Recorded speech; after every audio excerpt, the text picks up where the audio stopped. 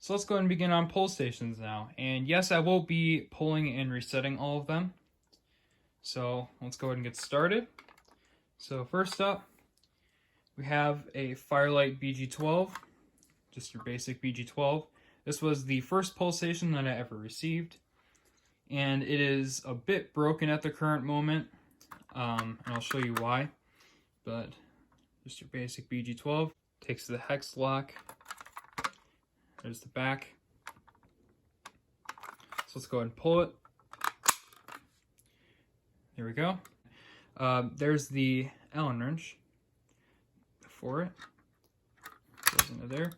The first reason why this is broken, as you can see, you can just twist this around freely. So that's one thing. The lock on the inside of there does not really grab onto the Allen wrench very well anymore. It's definitely not the Allen wrench's problem because I've used it on other pull stations. It's just the lock that has an issue. So that's one thing about it. Let's see if I got it unlocked. I did. And another thing, when I open it, you might notice the handle doesn't spring back up anymore. I have to manually push it back up. And that is because the spring is gone. If you can see right there, there'd usually be a spring there. And the spring broke, so I just ended up taking it out. So I have to manually reset it. There's the label though. BG12. So there's the switch right there. And another thing is that this thing easily comes apart, so just easily I can do that. And that's not technically breaking it, more as it is just kind of coming unlatched, but it's really easy to do that. But I can basically just take this handle out, as you can see, since there's no more spring. There's the lock. So there we go. It's kind of broken, but it does still work. I have tested it. Another thing about it is that it's basically single action. You don't really have to push in. You can just pull it down. You don't have to push in. So that's another thing about it. I'm going to attempt to lock it. Just kind of twist this around. All right, it's locked. So there we go. Next up, we have another Firelight BG12. This is a BG12L, so it takes the Firelight key instead of an Allen wrench. And it's pretty much the same thing, except this one isn't broken, it works perfectly. And you also may notice the Firelight logo is a bit different. This is because this is a older BG12, so this is before Honeywell bought Firelight. So that's why it just says Firelight on there. Get my Firelight key ready. There's the back of it. Pretty much the same as the previous one. So let's go ahead and pull it. Here we go. Takes the Firelight key right there, as you can see. It's pretty shiny.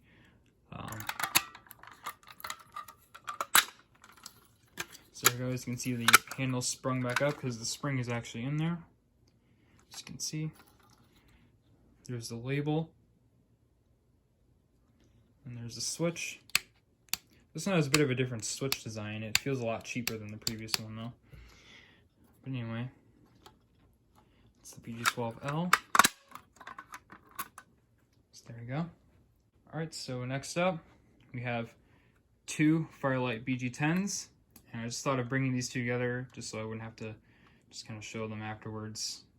And I also got them in a lot together when I bought them, and they're just regular BG10s. They're not BG10Ls. They don't have the key or anything.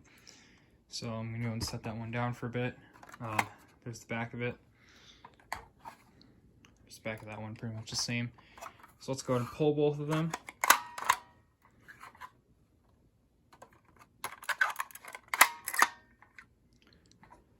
There we go. Get the same BG12 Allen wrench, and I'll go and reset them.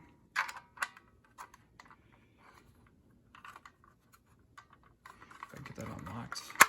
There we go. Springs back up. There's the button right there. There's that little warning there. If you tighten the screw too much, it will snap the housing. There's the label. Hopefully you can see that. So let's go ahead and unlock it now. Oops, it's the wrong way. Can never get used to this thing. So there we go. I had to do that a little bit off camera. So let's go and reset this one now.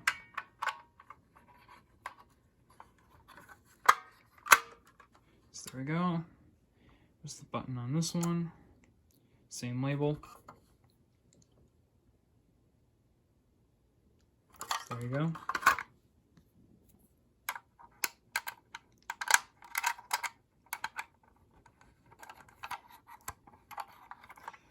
Never find out which way these turn. So there we go. So there's the two BG10s. So next pulls, we have two Firelight BG8s. I also received both of these together in a lot, which are both new in box, by the way. You can see they have the pigtails. There's the back of them. I'll go ahead and pull this one. So there we go. There's one. There's two. I'll go and show the inside. There's the label on this one. So there you go. There's the super long button. There's the inside of this one. There's the button on that one. Let's go ahead and get the Firelight key. Right there, takes the same as the BG12L. So go ahead and reset these.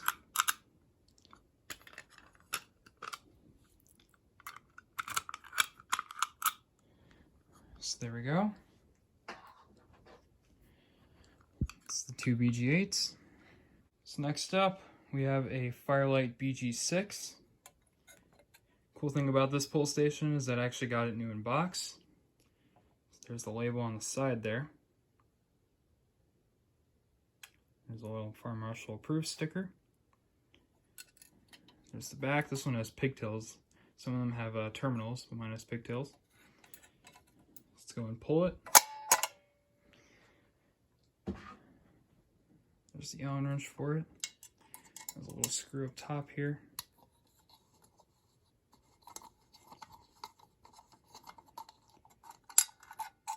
Take that out. So there we go. Handle springs back up. There's the inside of it. It has the same button as the BG10.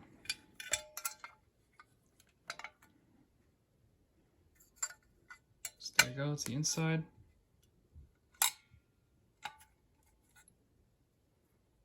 I'll go ahead and get this screw back in there. So I'll just leave it like that. So there we go. It's the BG6. Alright, so next pull station, we have the RSG T-bar. Particular model number of this is RMS1TKL. And it takes this key right here, the 211 key. So let's go and pull it. There you go. There's the back of it too, I forgot to show that.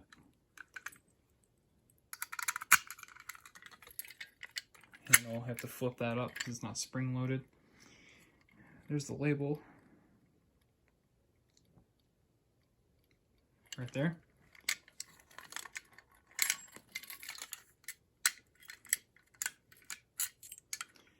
So there you go. It's the RSG T-bar. Next up, we have the FCI MS6. There's the back right there, the pigtails. This is very similar to the BG8 in the way that it pulls, so there we go. There's the inside of it.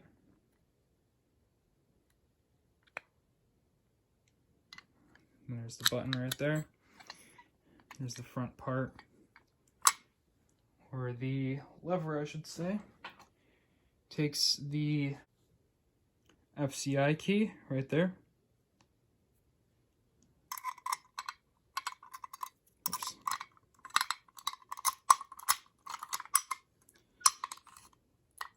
So there we go, it's reset now.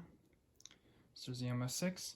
Next up, we have the Edwards 270 SPO. So there we go. There's the back of it. The label's right here. It's upside down.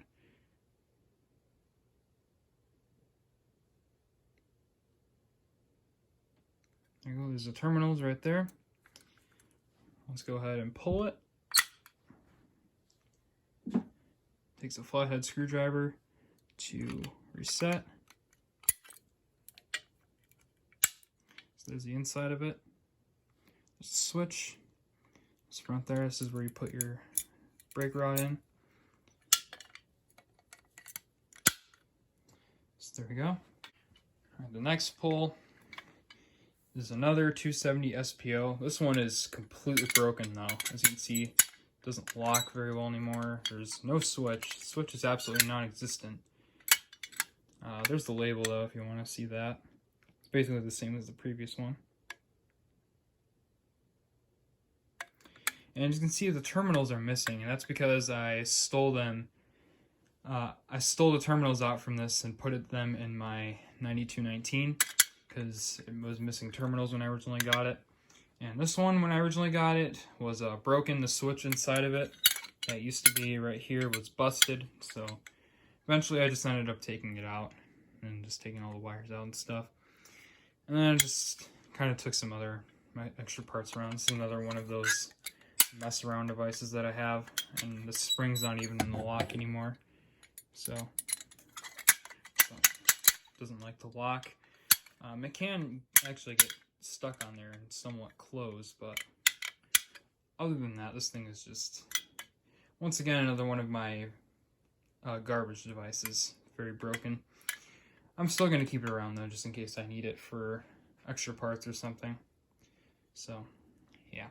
Next, we have a Edwards 278B-1120. So it's dual action, as you can see. This is the one that takes the key. Sometimes they have, or some of them have the little screw up top there, like the 270 SPO. And it takes the catalog 45 key right there. If I can get that to focus on there. And it actually says fire alarm on it, which is pretty cool. There's the back, very similar to the 270 SPO. There's the label. So let's go ahead and pull it now. Also, there's the Edwards logo right there. Can't really see too much. So there we go. It's pulled now. Let's go ahead and reset.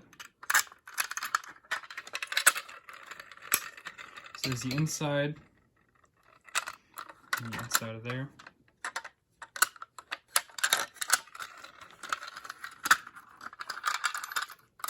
So there we go. It's all reset. So next we have a Simplex 2099 9756 dual action T-bar.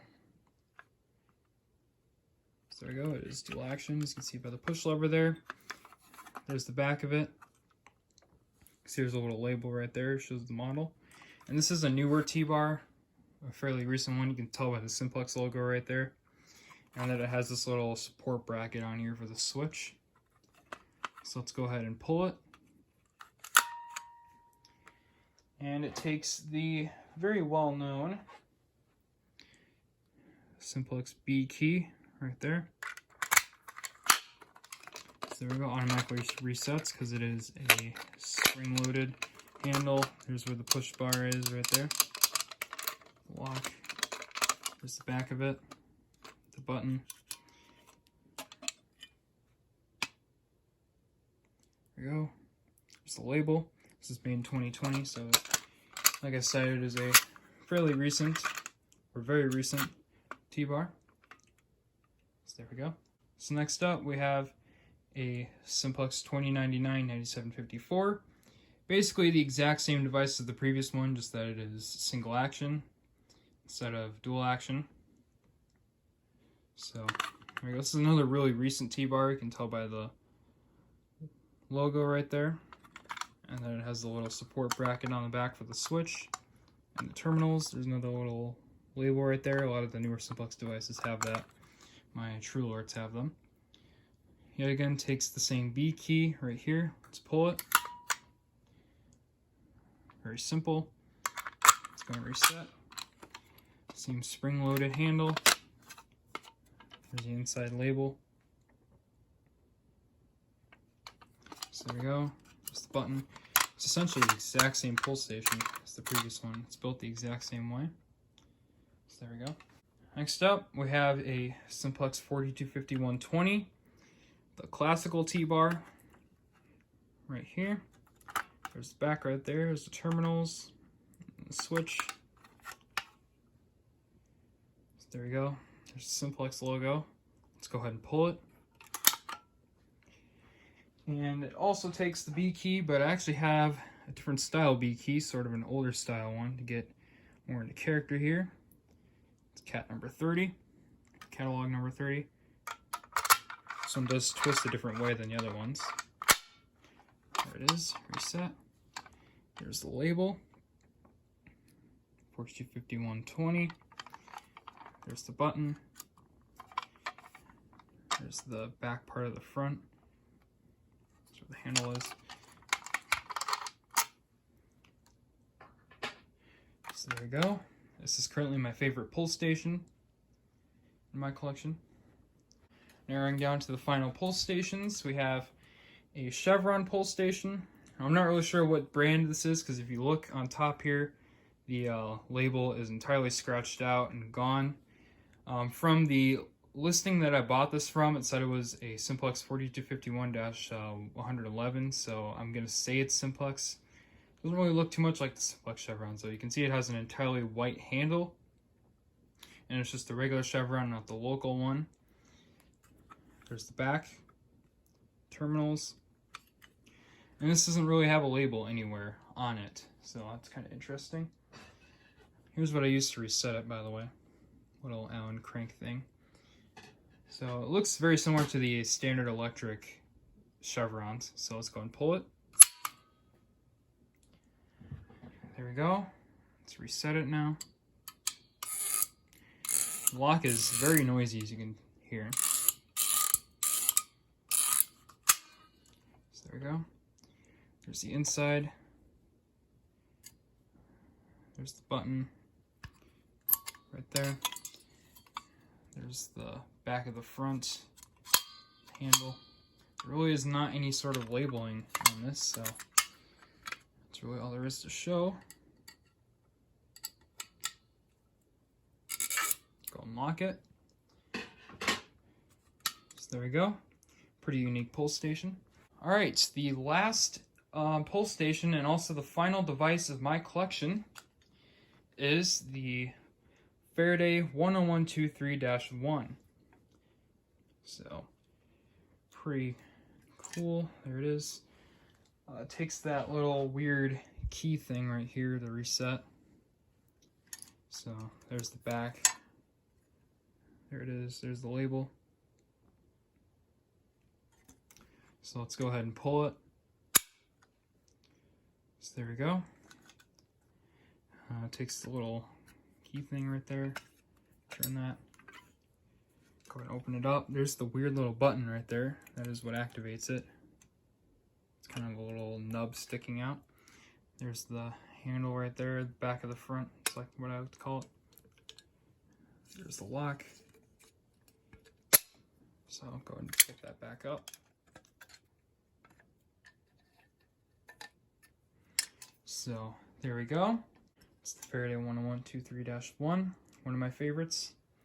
So that is the end of the pull stations now and pretty much the end of my collection. So let's go ahead and move on to a final little conclusion. Alright everybody, that's going to be it for this video. I hope you enjoyed seeing my entire fire alarm collection. I'll be updating it more in the future once I receive new devices.